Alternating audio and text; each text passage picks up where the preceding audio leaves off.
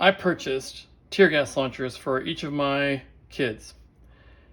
Along the way, I purchased a Byrna SD, and then this Byrna HD, and then also this Umarex T4E, which also says HDP50. This video is just to compare the features and the power of both the Byrna product and the Umarex product, because this cost about $279 and this cost about $79. And so there's a huge price tag difference, and it just depends on what you're trying to get out of the weapon in order to decide which one is the most appropriate for you. So I'm going to walk through some of the features and then we're actually going to test it. First, this is the Byrna model. This one is the HD. It's the earlier version. The SD that I bought is very much like it, except it has a slightly different trigger curvature. Overall, the weapons are very, very similar. The SD I already sent away to one of my kids, and so I don't have it here to show you, but what I really wanted to do was draw a contrast between what Byrna and Umarex makes. So first, the Byrna model is a 68 caliber weapon. It fires 68 caliber balls from that chamber, and the cylinder, the CO2 cylinder, is an 8-gram cylinder, and it goes in there, this way. This weapon has a safety on the side, which is very easy to work from both sides of the weapon. Pull it down to fire, and it's clearly marked on there. It has a magazine release, at the bottom. It holds 5 rounds. When you put the rounds in, the follower goes down so you can see how many are in there. When you pull on this release, it sends them out. When you load a round and push it into the weapon, the marker between the foresight and the rear sight pops up to let you know that there's a round in the chamber, that right there. And then when you drop it, you can see that the ball has now gone into the chamber of the gun, so you can put 5 more rounds in here and still have 1 in the chamber if you wish. And you'll see, if you can tell how high that is popped up, like a millimeter. If you press it, the ball drops out of the chamber and this recedes into the gun. So you'll always know there's a round in the chamber based on where that's popped to. It has a trigger which is going to pull whether the safe is on or not. So the safe is on, I can pull the trigger. You can even see it popping up the chamber at the top. But when you release the safe and put it on fire mode, you can hear a big difference at that last moment. That's what changes. So even with safe on, the trigger pulls, but it doesn't actually release a round unless it's set to fire. By contrast, the Umarex holds 50 caliber rounds. They look like this. And by size comparison, there's a big size comparison difference, and there's a big weight comparison difference. The Byrna holds 5 rounds with the option of 1 in the chamber. And the Umarex, press the slide out of the way, and you can load rounds in under the barrel. 2, 3, 4, 5, 6. And the 6th round blocks any 7th round from dropping in. You can see now the spring is compressed all the way to that point just behind the hole that you feed the rounds into. So this is going to hold 6 rounds without trying to force one into the chamber.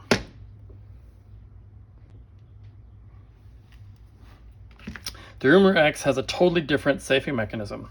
So whereas the Byrna has a more traditional safe, the Umarex has a trigger safe, kind of like a Glock. And so if you try and pull back on the trigger, you cannot activate the trigger unless you put your finger on the safe release inside the trigger guard. So you can see it's really simple. There's a little notch right there that gets pushed up when the trigger release is activated. And that gives it just enough clearance so that you can actually push the trigger through now. So the trigger is pretty safe. It's not going anywhere, but when you put your finger inside the trigger guard, you have the ability to discharge the weapon anytime. There's no external safe. The slide lock and the slide itself and the magazine drop and all those things are just cosmetic features on this weapon. None of them actually do anything. The cylinder, unlike the Byrna, where the gas cylinder is loaded underneath the barrel, that's not the case on this weapon. 50 caliber barrel, and then the cylinder goes in the bottom. However, also unlike the Byrna, which takes an 8-gram CO2 cylinder, The Umarex holds a 12-gram cylinder, which has a lot more capacity. And so I can usually get about 20 shots out of the Byrna before it begins to lose power and runs out of CO2, and I can get well over 30 out of the Umarex. You never really need that if this is going to be a self-defense weapon when you're going to empty that into your target, but it has way more capacity than you need for any given situation that is related to safety. The Byrna is sold in this nice little carrying case. The kit costs you more depending on what you want to be included in it, how many gas cylinders, what type of rounds you want. This one that I bought on eBay came with Byrna Max rounds instead of the standard tear gas round. By comparison, the Umarex comes in this box, and it looks a whole lot more like a airsoft toy than it does a self-defense weapon, and it has 10 of the pepper rounds in it and 10 of the hard rubber practice rounds, they call it, which are the kinetic rounds. And this weapon has no CO2 in it. These had to be bought separately. It's sold without any ability to use it when you get it unless you buy extra CO2. So I bought actual Umarex CO2 just because I wanted to make sure that I was getting the best performance out of the gun, and maybe I'll experiment with other cheaper CO2 rounds, but this is where I'm starting. Also, by comparison, this weapon, the HD, you can see YouTube videos with guys with ballistic traps that can show you how fast the rounds are traveling, and they get 260, 280 in that range. The Umarex says it's rated at 375 feet per second. So on paper, even though the Umarex round weighs a lot less than the Byrna round, it should have more velocity, which should help to balance the amount of momentum or kinetic energy that each round has when it's fired. So first, let's set each weapon up, and then we're going to test them together head-to-head to see which one has the more penetration power. So in order to release the cylinder from the Byrna, there's an Allen key built into the back. Note that this has red markings on the bottom of one and black on the other, with the idea that you can put pepper rounds in one and know that you're not going to fire or waste them when you're practicing. But there's an Allen key built in. You can put that inside the cap for the CO2 canister, and it will help you release it. There's a lot of threads, so you don't have the possibility of turning it just a little bit and then having the pressure shoot the cap out at you. Note there's no cylinder inside there, and the pin that punctures it is way down at the bottom. So I take a CO2 round, which is sealed, drop it inside, put the cap back on, use the hex key to snug it down,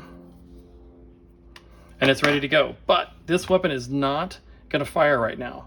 At this moment, the CO2 cylinder is still sealed, and you can leave it like this indefinitely, and when you need it, as soon as you pull the trigger and it's not on safe, it's going to puncture the CO2, and if you pull the trigger, it will fire a round as it's released the CO2 cylinder from being sealed.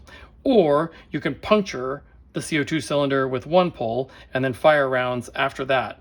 The only caution is that maybe the first round doesn't have the full velocity of the rounds that come after it, because it's combining the action of puncturing the cylinder and pushing the round out. So to load the Byrna, and you push the rounds in the top like loading any semi-automatic handgun. Don't push down on this bar. This is the round retainer mechanism. If you push it down, every round shoots out like a spring snake in a can.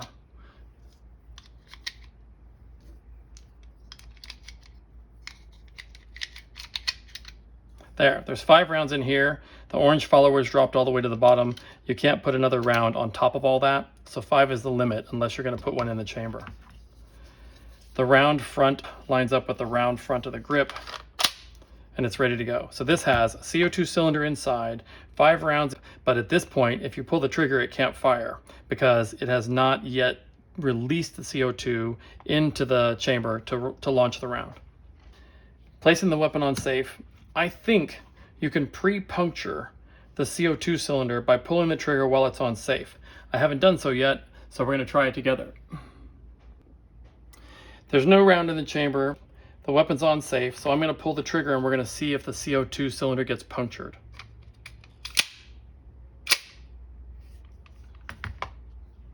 The safe is still on. It doesn't matter how many times I pull it. We get the same effect, but you notice the noise changed significantly. The first time I pulled it, there was the pop of the pin engaging the CO2 cylinder, and now it's completely silent because, there goes one of the rounds, just fell out the nose. But it's on safe at this time. So setting up the Umarex is totally different. The cylinder goes in the bottom. There's a spot for a hex key, which is provided with the weapon in that box. You take that plug out, which has an O-ring on it, and it's nice and sealed and greased. I have a 12-gram cylinder sitting inside the gun right now. So this is one of the new Umarex cylinders. It's sealed. You drop it in the opposite direction so that the puncture hole goes near the bottom of the grip, and this will do the puncturing. There's a little tiny needle inside there that I'm sure you can't see on the video, but right in there is the puncturing needle. Put this in, and you screw it down. It's easy to screw and unscrew at this moment, but when there's pressure inside the grip from the release of the CO2 seal, it's hard to get this back off again, which is where the Allen key comes in when you're trying to swap out the CO2 canister later. So at this moment, also, there's a CO2 canister inside the grip. It's not open. The weapon could sit just like this, inert, for as long as you want, and it's not going to discharge the cylinder and have it leak out over time. So you can keep this for a year, 2 years, I don't know how long before you actually need to fire it, and nothing's going to change. We have to load the weapon. I have the spring follower up out of the way.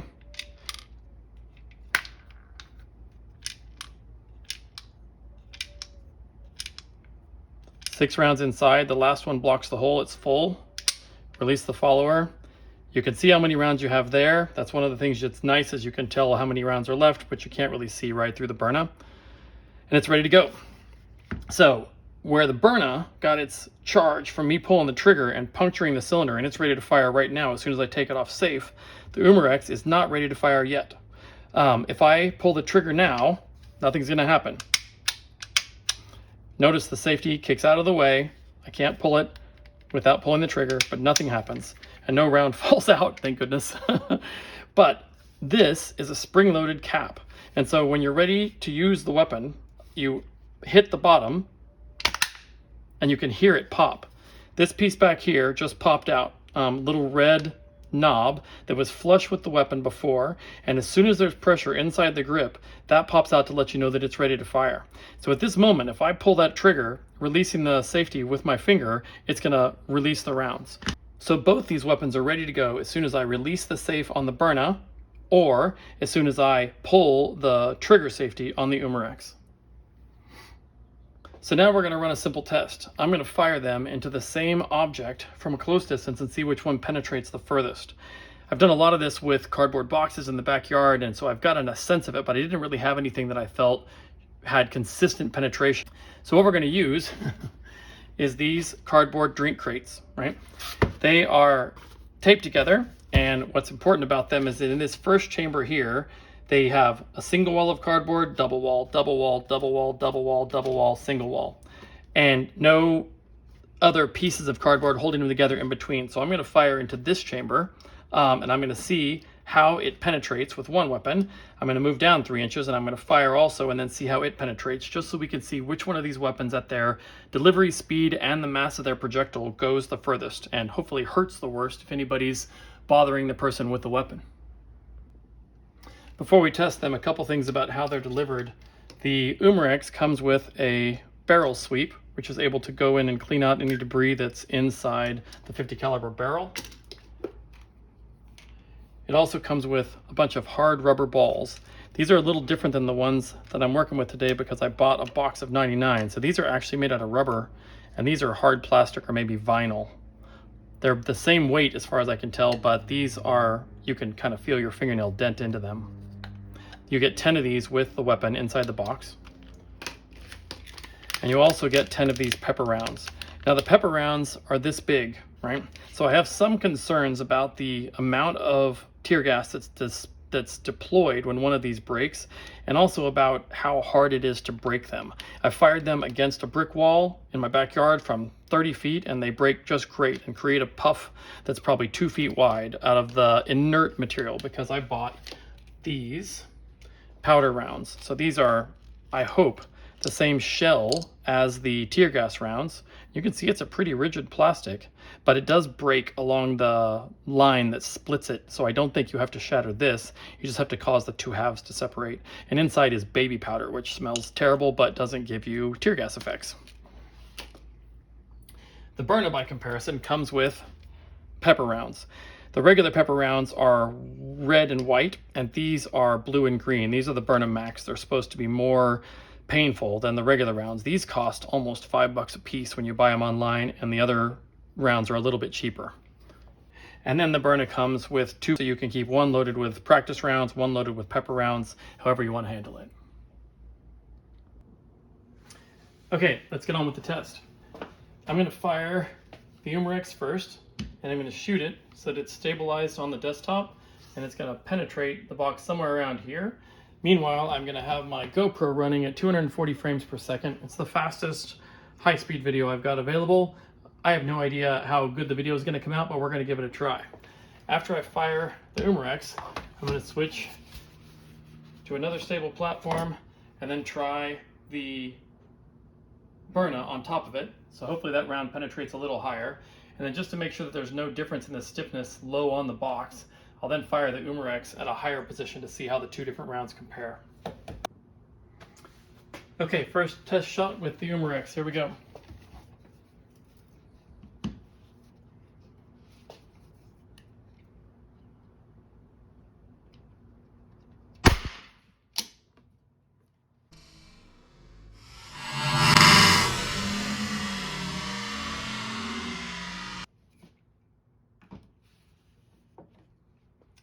Now test firing the Byrna.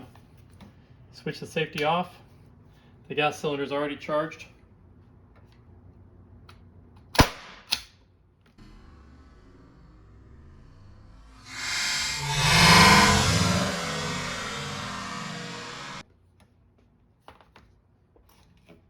going to test fire the Umarex one more time to make sure firing wasn't biased by the low impact point.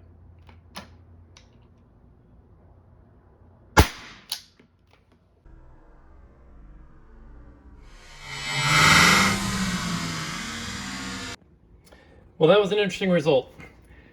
I marked the 3 shots with U for the first Umarex, B for the Byrna, and U for the second Umarex. When you look down inside, you can see the 3 holes. The first Umarex hole was very low, then the second Byrna, and then the second Umarex. And they all penetrated through the first level of cardboard, the second level of cardboard, next chamber. You can see that exit hole that they each made going out of the first 2 layers.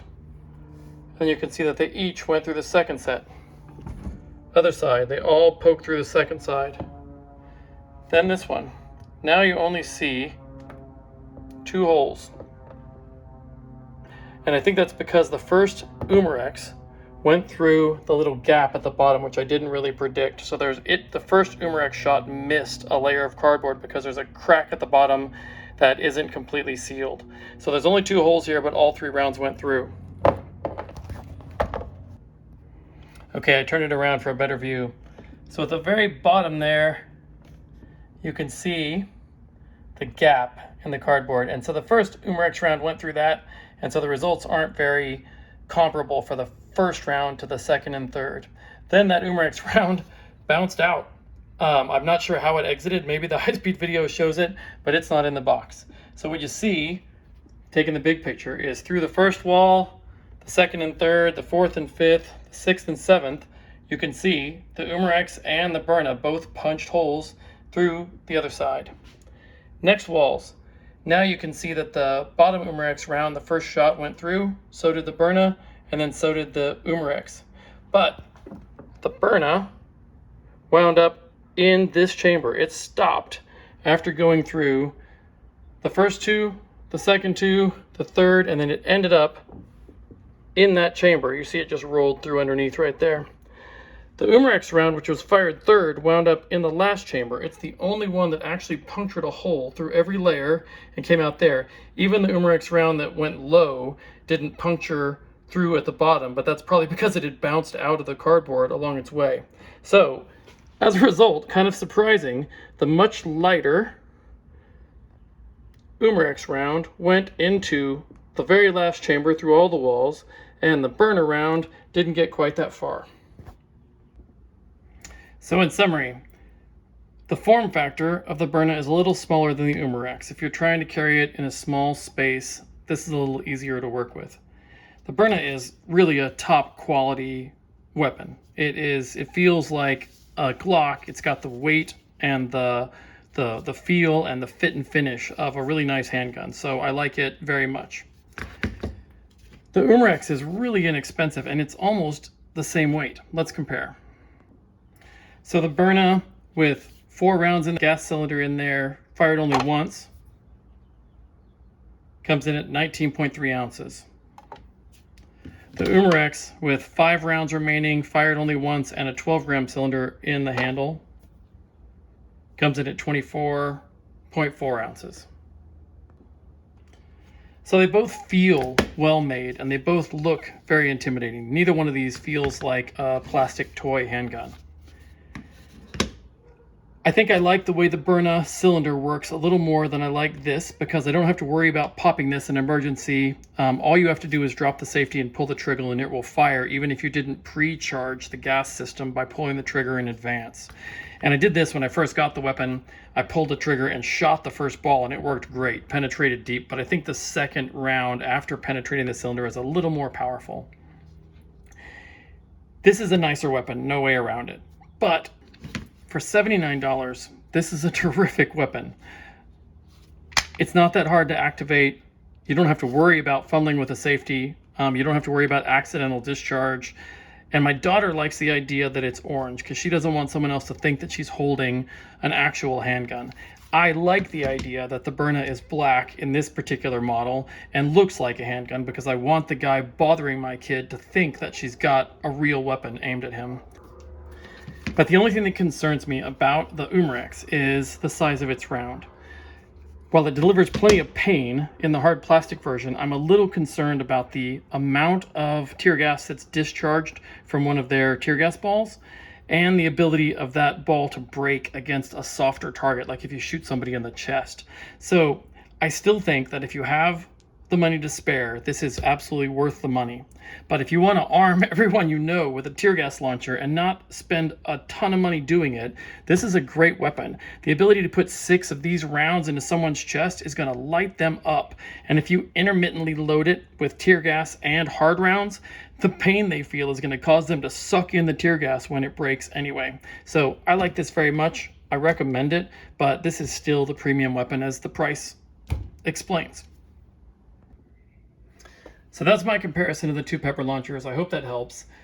You can hang up, go away now. But if you want to hang around just a second longer, I'll show you what happened when I tried to use this with homemade ballistic jelly, which I made out of lime Jell-o. Well, I knew these weapons didn't have the kinetic energy to penetrate expensive ballistic jelly. So I made some ballistic Jell-o.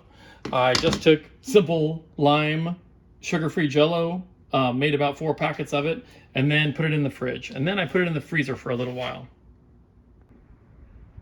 So at the moment, this Jell-o is about 37 degrees. So I'm going to climb up over it because I don't want the Jell-o to pour out onto my countertop. And I'm going to fire 1 round from each weapon down into it. I'm hovering straight over the jelly, firing right down into it with my safety glasses on. What a mess.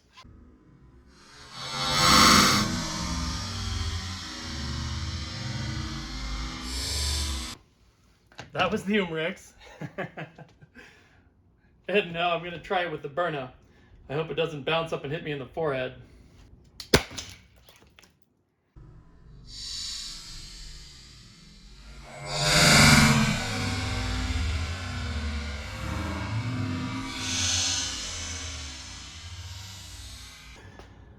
Well, I used sugar-free Jell-O for that very purpose because I had a feeling it would get messy, and now I don't have sugar everywhere, but I mostly got it cleaned up. However, I wanted you to see where the rounds are inside the Jell-O. They may have gone down, hit the bottom, and bounced back up again. I can't be sure, and the high-speed video probably didn't catch it. But here's the result of it anyway.